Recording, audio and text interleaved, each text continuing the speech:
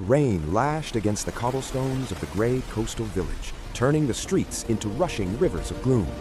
High above, the great lighthouse stood dark, its beacon extinguished by the fiercest gale in a century.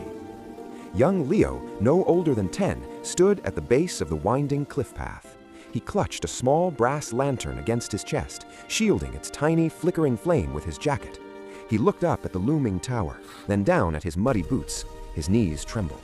He took a step back, shaking his head. The path was too steep, the wind too strong. Something wet and cold nudged his hand. Leo looked down. Barnaby, a three-legged bog dog with fur the color of storm clouds and eyes like warm honey, stood beside him. The dog let out a sharp sneeze and bumped Leo's hip with his broad head.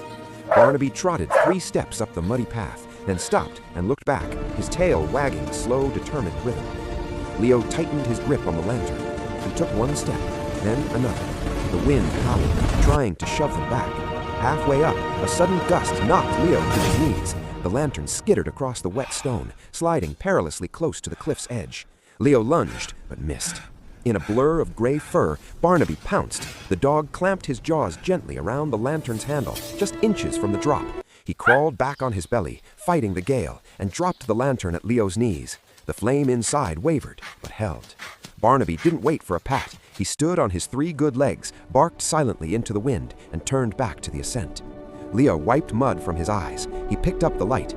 He didn't look down at the drop. He only looked at the dog's bushy tail leading the way. They reached the heavy iron door of the lighthouse. Leo shoved with his shoulder, but it wouldn't budge. He slumped against the wood, defeated. Barnaby began to dig frantically at the muddy threshold, unearthing a heavy stone wedged against the bottom of the door. The dog looked up, panting, and nudged the stone with his nose. Leo understood. He wedged his boot against the rock and kicked it free. Together, they threw their weight against the wood. The door groaned and swung open. Inside, Leo ran up the spiral stairs, Barnaby hopping rhythmically behind him. At the top, the great glass lens sat dark and cold. Leo opened his small brass lantern. With trembling fingers, he took the single small candle from inside. He placed the tiny flame into the center of the massive prismatic lens. For a heartbeat, nothing happened.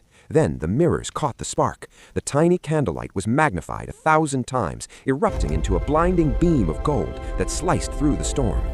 Far below in the village, shutters flew open. Tiny figures stepped out onto their porches, pointing up, piercing light cutting through the room. High in the tower, Leo sank to the floor, exhausted. Barnaby curled up beside him, resting his heavy head on the boy's lap. Leo rested his hand on the dog's fur, watching the beam rotate, turning the dark night into day.